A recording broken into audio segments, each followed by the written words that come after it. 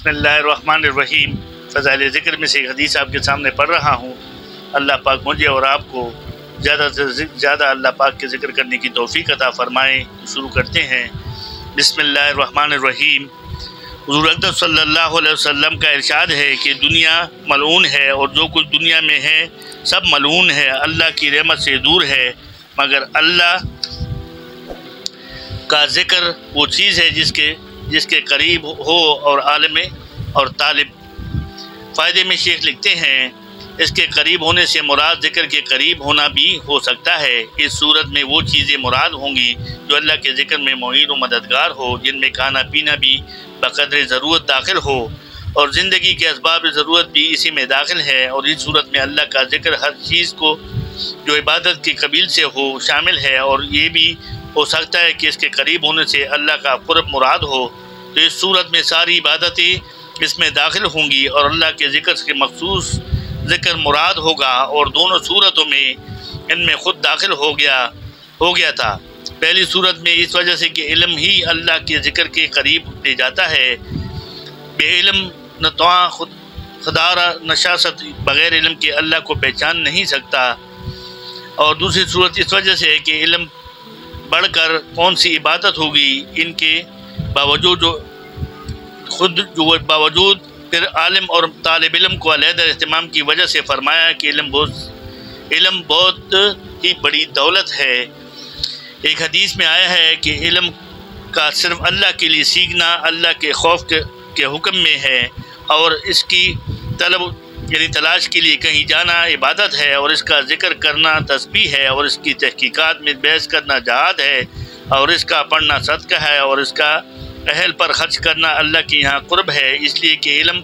جائز ناجائز کے پہچاننے کی علامت ہے، اور جنت کا راستوں کا نشان ہے، وحشت میں جی بہلانے والا ہے، اور سفر کا ساتھی ہے کہ کتاب کا دیکھنا دونوں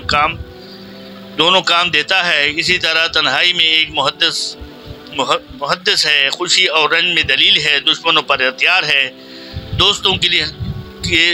حق تعالی شانہ اس کی وجہ سے ایک جماعت علماء کو بلند مرتبہ کرتا ہے، وہ خیر کی طرف بلانے والے ہوتے ہیں، اور ایسے امام ہوتے ہیں کہ ان کی نشان قدم پر چلا جائے اور ان کے افعال کا اتباع کیا جائے، ان کے راہ کی طرف رجوع کیے جائے، تو فرشتے ان سے دوستی کرنے کی ترغیب اپنے پروں کی برکت کرنے کے لیے یا محبت کے طور پر ان پر ملتے ہیں، اور ہر طرح اور خوش چیز دنیا ان کے لیے اللہ سے مغفرت کی دعا کرتی ہے، حتیٰ کہ سمندر کی مچھلیاں اور جنگل کے درندے اور چوپاہے اور زہریلے جانور سانپ وغیرہ تک بھی دعائیں مغفرت فرماتے ہیں، اور یہ سب اس لیے ہے کہ علم دونوں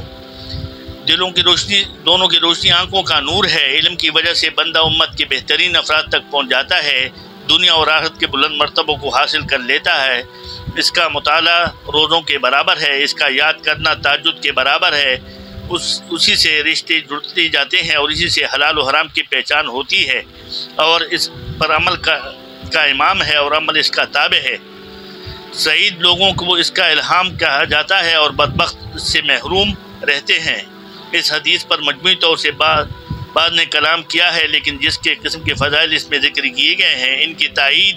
دوسرے روایت سے بھی ہوتی ہے، نیز ان کے علاوہ اور بہت سے فضائل حدیث کی کتابوں میں بکثرت آئے ہیں۔ اس وجہ سے عالم اور طالب علم کو خاص طور سے حدیث بالا کے ذکر میں فرمایا ہے۔ بس میرے دوستوں بزرگوں، اللہ پاک ہمیں بھی زیادہ سے زیادہ علم حاصل کرنے اور اس پر عمل کرنے کی توفیق عطا فرمائے۔ طالب علموں کے لیے جو دین کا علم سیکھتے ہیں پھر اس پر عمل کرتے ہیں، اللہ پاک نے ان کی تعریف حدیثوں کے ذریعے ان کی تعریف فرمائی ہے۔ اللہ پاک مجھے بھی اور آپ کو بھی زیادہ سے زیادہ دینی تعلیم حاصل کرنے اور اس پر عمل کرنے کی توفیق عطا فرمائے۔ صدق اللہ مولانا العلی العظیم۔